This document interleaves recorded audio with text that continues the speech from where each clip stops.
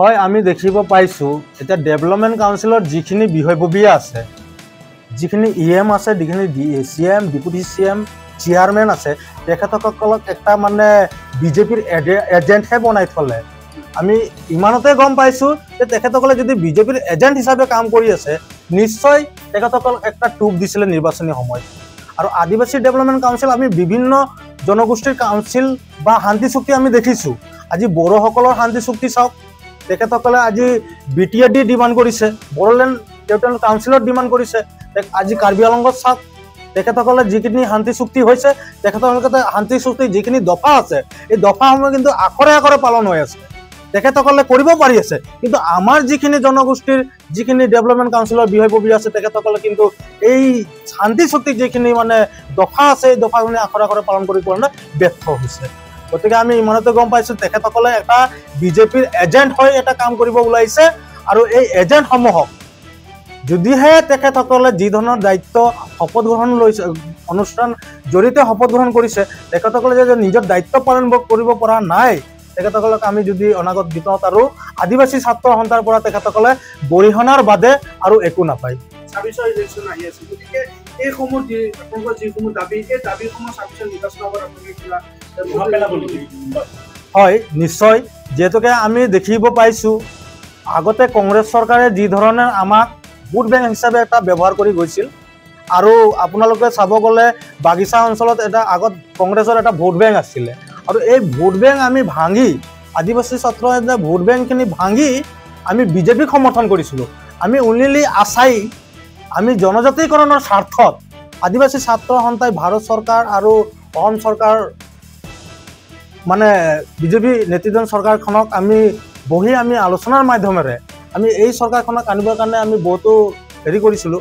কিন্তু আমি দেখিব পাইছোঁ বিজেপি চৰকাৰ যেতিয়া চেণ্ট্ৰেল গভৰ্ণমেণ্ট, ভাৰত চৰকাৰ আৰু অসম চৰকাৰ যেতিয়া আহিলে, তাৰপিছত কিন্তু আমি চৰকাৰৰ প্ৰতি, আমাৰ জনগোষ্ঠীৰ প্ৰতি কোনো ধৰণৰ কিন্তু দেখিব পোৱা নাই উন্নয়নমূলক কাম কাজ।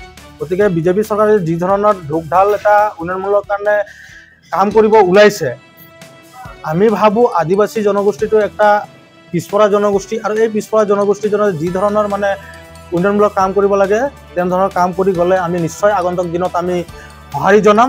আৰু যদিহে আমাক যদি তেখেতসকলে মাহীমাকৰ চকুৰে চায়, তেন্তে আমি আগন্তুক দিনত যেনেধৰণৰ আমি কংগ্ৰেছ চৰকাৰক আমি অসম তথা ভাৰতৰ পৰা আমি নাইকিয়া কৰিলোঁ, তেনেধৰণৰ আমি বিজেপি চৰকাৰক কিন্তু অসমৰ পৰা একেবাৰে বাগিচা অঞ্চল তথা গাঁও অঞ্চলৰ পৰা টোটেলি নিয়াত কৰি দিম।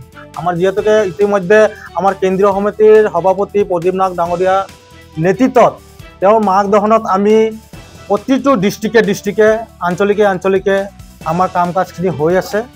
আৰু আমাৰ এটাই স্বাৰ্থ, আমাৰ জনগোষ্ঠীটোৰ জনজাতিকৰণৰ যোনটো প্ৰদান কৰিব লাগে ভাৰত চৰকাৰে, সেইটো কৰিব লাগে। আমাৰ যিহেতুকে আন এখন দাবী হৈছে, আমাৰ বিভিন্ন জনগোষ্ঠীক আমি দেখিছোঁ মৰাণ মটক, কোচ-ৰাংগচি, বিভিন্ন জনগোষ্ঠীক আমি দেখিছোঁ অট'নমাছ কাউন্সিল প্ৰদান কৰি আছে। আমি বেয়া পোৱা নাই, কৰিছে ঠিক আছে, কিন্তু আদিবাসী জনগোষ্ঠী এটা পিছপৰা জনগোষ্ঠী, আৰু এই জনগোষ্ঠীক আমিও আদিবাসী অট'নমাছ কাউন্সিল ডিমাণ্ড কৰিছোঁ।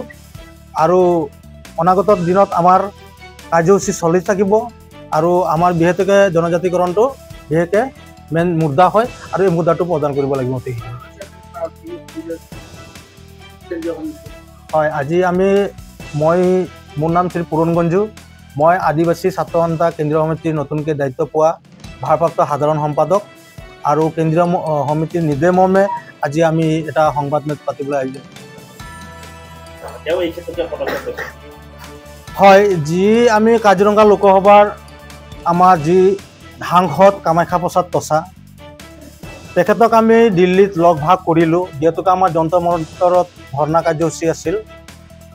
আৰু তেওঁক আমি আহ্বান জনাইছোঁ, যদিহে আমাৰ আদিবাসী জনগোষ্ঠীৰ যি জনজাতিকৰণৰ প্ৰক্ৰিয়াটো, যিহেতুকে আমি দেখিবলৈ পাইছোঁ ৰাজ্যসভাত এই বিলখন উত্থাপন হৈছিল, কিন্তু লোকসভাত কোনো ধৰণৰ আমি উত্থাপন হোৱাৰ কোনো এটা মেম্বাৰৰ পৰা আমি দেখিব পোৱা নাই।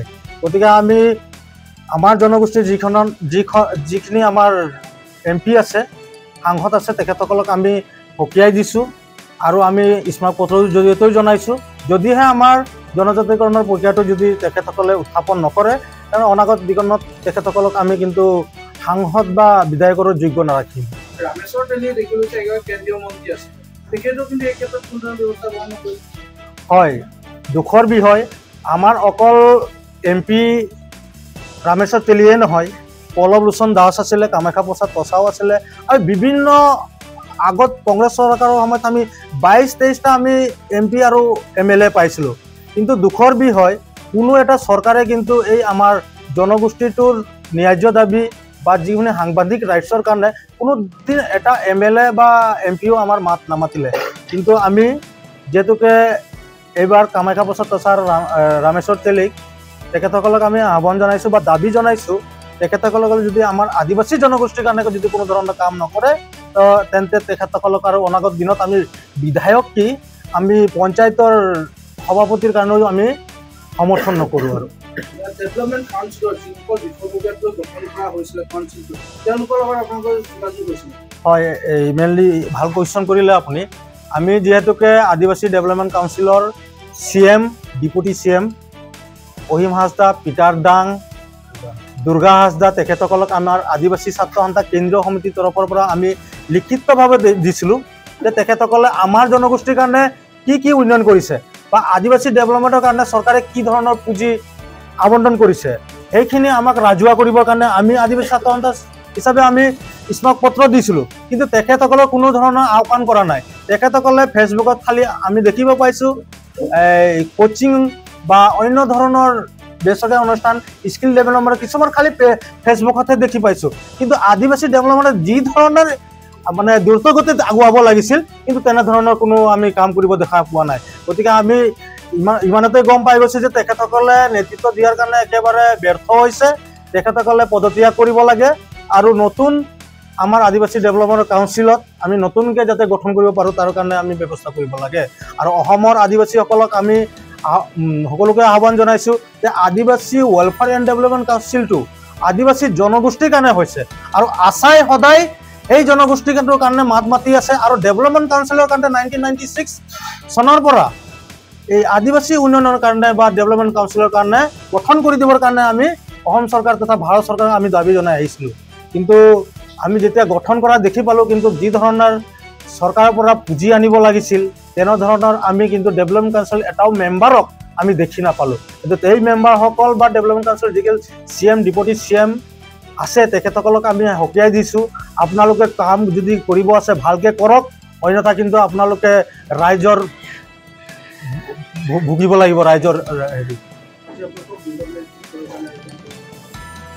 আজি আমি সদৌ অসম আদিবাসী ছাত্ৰ সন্থা আশা আমাৰ যিহেতুকে অসম চৰকাৰ আৰু ভাৰত চৰকাৰে আমাৰ সহস্ৰ সংগঠন কেইবাটাও আমাৰ উগ্ৰপন্থী সংগঠনৰ লগত আলোচনাত মিলিত হৈ এটা আদিবাসী শান্তি চুক্তি হ'ল 2022 চনৰ 15 ছেপ্টেম্বৰত।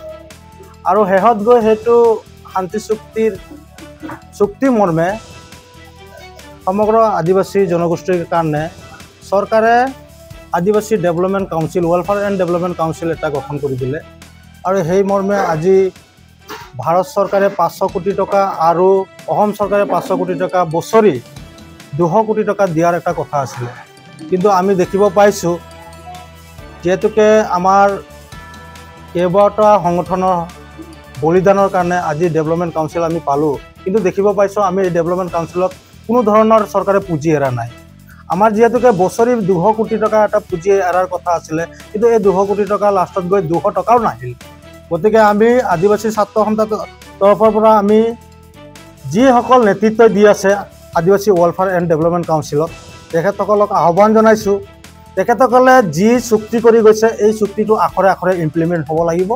আৰু যদি তেখেতসকলে কৰিব পৰা নাই তেতিয়া তেখেতসকলে পদত্যাগ কৰিব লাগে। আমি নৱপ্ৰজন্মক আকৌ এই ডেভেলপমেণ্ট কাউন্সিলত আমি অন্তৰ্ভুক্ত কৰাম।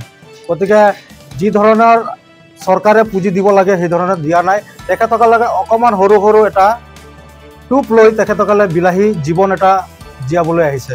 গতিকে আমি ডেভেলপমেণ্ট কাউন্সিলৰ যিসকল চেয়াৰমেন, ডিপুটি CM আছে তেখেতসকলক আমি আহ্বান জনাইছোঁ আদিবাসী ছাত্ৰ সন্থাত তেখেতসকলে যি ধৰণে উন্নয়নমূলক ৰাজ্যক যি ধৰণৰ শান্তি চুক্তিৰ দেখুৱাইছে তেনেধৰণে শান্তি চুক্তিটো ৰূপায়ণ কৰিব লাগে। অন্যথা কিন্তু আদিবাসী ছাত্ৰ সন্থা অনাগত দিনত যিকোনো ধৰণৰ তেওঁলোকৰ ওপৰত ব্যৱস্থা ল'বলৈ আমি ওলাই আহিম। চুক্তিটোত কি কি লিপিবদ্ধ কৰিছে আপোনালোকে? যিহেতুকে ভাৰত চৰকাৰ আৰু অসম চৰকাৰ আমাৰ অমিত শ্বাহৰ নেতৃত্বত আৰু অসমৰ মুখ্যমন্ত্ৰী হিমন্ত বিশ্ব শৰ্মাৰ দিল্লীত গৈ চুক্তি হৈছিল আৰু সেই চুক্তিত আদিবাসীসকলৰ যি ন্যায্য প্ৰাপ্য দাবীসমূহ, যিখিনি সাংবিধানিক ৰাইটছ আমাৰ তাৰ ভিতৰত আমাৰ আছেই, তাৰ ভিতৰত মেইনলি আমাৰ আদিবাসী জনগোষ্ঠীৰ জনজাতিকৰণটো সোমাই আছিল আৰু সেই জনজাতিকৰণটো কিন্তু কোনো ধৰণৰ ইমপ্লিমেণ্ট বা কোনো ধৰণৰ আমি এতিয়ালৈকে পাৰ্লিয়ামেণ্ট ছেশ্যন চলি আছে, কিন্তু কোনো MP বা মানে অন্য কোনো MPও তেনেধৰণৰ মানে আমি পাৰ্লিয়ামেণ্টত উত্থাপন কৰিব দেখা পোৱা নাই। গতিকে আমাৰ জনজাতিকৰণৰ যোনটো আদিবাসী শান্তি চুক্তিত আছে, এই আদিবাসী শান্তি চুক্তিত যোনটো জনজাতিকৰণৰ বিষয়টো অতি সোনকালে ইমপ্লিমেণ্ট কৰিবৰ কাৰণে আমি অসম চৰকাৰ তথা ভাৰত চৰকাৰক আহ্বান জনাইছোঁ।